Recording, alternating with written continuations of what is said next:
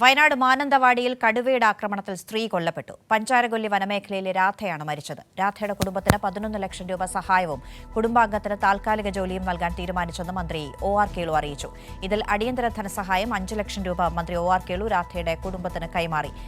നരഭോജി കടുവയെ വെടിവെച്ച് കൊല്ലാൻ ആണ് സർക്കാരിന്റെ തീരുമാനം. കൊല്ലപ്പെട്ട രാധയുടെ സംസ്കാരം നാളെ നടക്കും. അനൂപ് KRന്റെ വിശദമായ റിപ്പോർട്ടിലേക്ക്.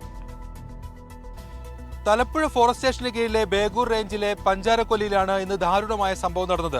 45 വയസ്സുള്ള രാധ എന്ന സ്ത്രീയെ കാപ്പി പറിക്കാൻ പോകുന്നതിനിടെ കടുവ ആക്രമിച്ചു കൊല്ലുകയായിരുന്നു. സംഭവത്തെ തുടർന്ന് വലിയ പ്രതിഷേധമാണ് പഞ്ചാരക്കൊല്ലിയിൽ നടന്നത്. രാധയുടെ മൃതദേഹം പ്രിയദർശിനി എസ്റ്റേറ്റിന്റെ ഓഫീസിന്റെ പരിസരത്ത് എത്തിച്ച് അവിടെ നിന്ന് പോസ്റ്റ്മോർട്ടം നടപടികൾക്കായി മാനന്തവാടി മെഡിക്കൽ കോളേജിലേക്ക് മാറ്റാൻ സമ്മതിക്കാതെ പ്രദേശത്തുകാർ പ്രതിഷേധിച്ചു. ശക്തമായ പ്രതിഷേധമാണ് ഇവിടെ ഉണ്ടായത്. ആദ്യഘട്ടം മുതൽ ഈ സംഭവം നടക്കുമ്പോൾ സ്ഥലത്തുണ്ടായിരുന്ന എം എൽ എയും അതോടൊപ്പം മന്ത്രിയുമായ OR കേളു ഈ വിഷയത്തിൽ ആദ്യഘട്ടം മുതൽ തന്നെ ഇടപെട്ടു. ജനങ്ങളുടെ ആശങ്കകൾക്കൊപ്പം നിന്നു. അതിന്റെ അടിസ്ഥാനത്തിൽ വിവിധ ഘട്ടങ്ങളിൽ ജനങ്ങളുമായി ചർച്ച നടന്നു. ഉന്നത വനവകുപ്പ് ഉദ്യോഗസ്ഥരും ജനപ്രതിനിധികളുമായെല്ലാം ചർച്ച നടത്തി.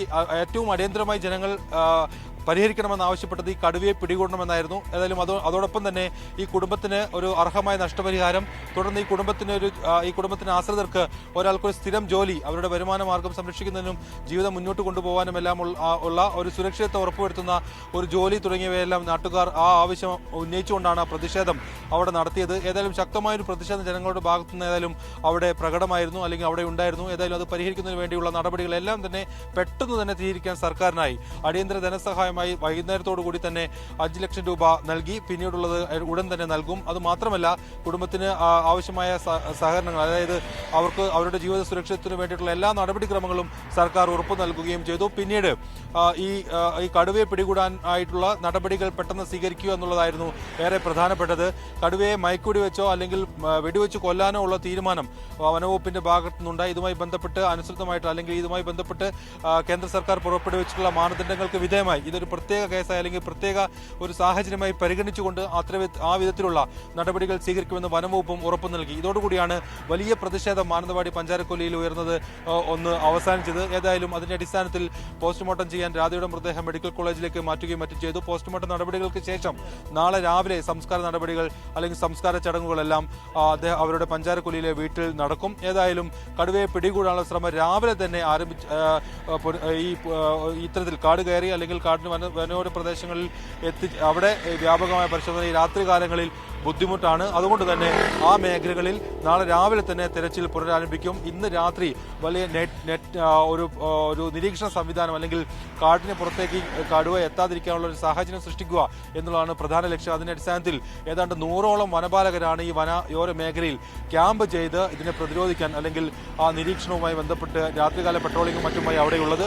ഏതായാലും നാളെ വിദഗ്ധ സംഘങ്ങൾ ഉൾപ്പെടെ സ്ഥലത്തെത്തി കടുവയെ മയക്കുവെടി വെക്കാനോ വെടിവെച്ച് കൊല്ലാനോ ഉൾപ്പെടെയുള്ള തീരുമാനത്തിന്റെ അടിസ്ഥാനത്തിൽ ആ പ്രവർത്തനങ്ങളുമായി ദൗത്യമായി നാളെ രാവിലെ മുതൽ അവർ പ്രവർത്തന രംഗത്തുണ്ടാകും. ഏതായാലും ആ വിധത്തിൽ കടുവയെ പിടികൂടാനുള്ള ശ്രമങ്ങൾ പഞ്ചാരക്കൊല്ലിയിൽ തുടരുകയാണ്.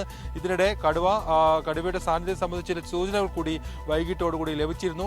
ഈ ജനവാസ മേഖലയിൽ ഏതായാലും കടുവയില്ല. എന്നാൽ വനയോര മേഖലകളിലേക്ക് എത്താനുള്ള സാധ്യത കണക്കിലെടുത്താണ് വലിയ പ്രതിരോധ പ്രവർത്തനങ്ങളെല്ലാം തന്നെ അവിടെ നടക്കുന്നത്. ഏതായാലും ഇന്ന് രാത്രി കനത്ത നിരീക്ഷണം ഈ മേഖലയിൽ തുടരുകയും നാളെ രാവിലെയോടുകൂടി തിരച്ചിൽ പുനരാരംഭിക്കുകയും ചെയ്യും. തലപ്പുഴ ഫോറസ്റ്റ് സ്റ്റേഷന് കീഴിലെ ബേഗൂർ റേഞ്ചിലെ പഞ്ചാരക്കൊല്ലിയിലാണ് ഇന്ന് ദാരുണമായ 45 വയസ്സുള്ള രാധ എന്ന സ്ത്രീയെ കാപ്പി പറിക്കാൻ പോകുന്നതിനിടെ കടുവ ആക്രമിച്ചു കൊല്ലുകയായിരുന്നു. സംഭവത്തെ തുടർന്ന് വലിയ പ്രതിഷേധമാണ് പഞ്ചാരക്കൊല്ലിയിൽ നടന്നത്.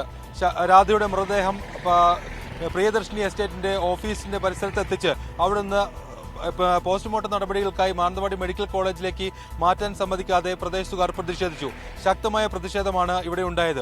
ആദ്യഘട്ടം മുതൽ ഈ സംഭവം നടക്കുമ്പോൾ സ്ഥലത്തുണ്ടായിരുന്ന എം എൽ എയും അതോടൊപ്പം മന്ത്രിയുമായ OR കേളു ഈ വിഷയത്തിൽ ആദ്യഘട്ടം മുതൽ തന്നെ ഇടപെട്ടു. ജനങ്ങളുടെ ആശങ്കകൾക്കൊപ്പം നിന്നു. അതിന്റെ അടിസ്ഥാനത്തിൽ വിവിധ ഘട്ടങ്ങളിൽ ജനങ്ങളുമായി ചർച്ച നടന്നു. ഉന്നത വനവകുപ്പ് ഉദ്യോഗസ്ഥരും ജനപ്രതിനിധികളുമായെല്ലാം ചർച്ച നടത്തി.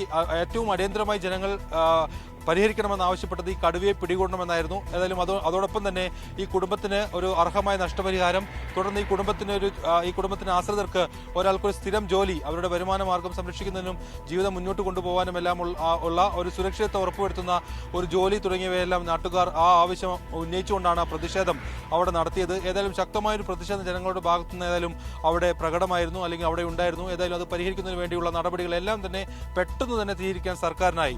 അടിയന്തര ധനസഹായമായി വൈകുന്നേരത്തോടുകൂടി തന്നെ 5 ലക്ഷം രൂപ നൽകി, പിന്നീടുള്ളത് ഉടൻ തന്നെ നൽകും. അത് മാത്രമല്ല, കുടുംബത്തിന് ആവശ്യമായ സഹകരണങ്ങൾ, അതായത് അവർക്ക് അവരുടെ ജീവിത സുരക്ഷിതത്വത്തിന് വേണ്ടിയിട്ടുള്ള എല്ലാ നടപടിക്രമങ്ങളും സർക്കാർ ഉറപ്പു നൽകുകയും ചെയ്തു. പിന്നീട് ഈ കടുവയെ പിടികൂടാൻ ആയിട്ടുള്ള നടപടികൾ പെട്ടെന്ന് സ്വീകരിക്കുക എന്നുള്ളതായിരുന്നു ഏറെ പ്രധാനപ്പെട്ടത്.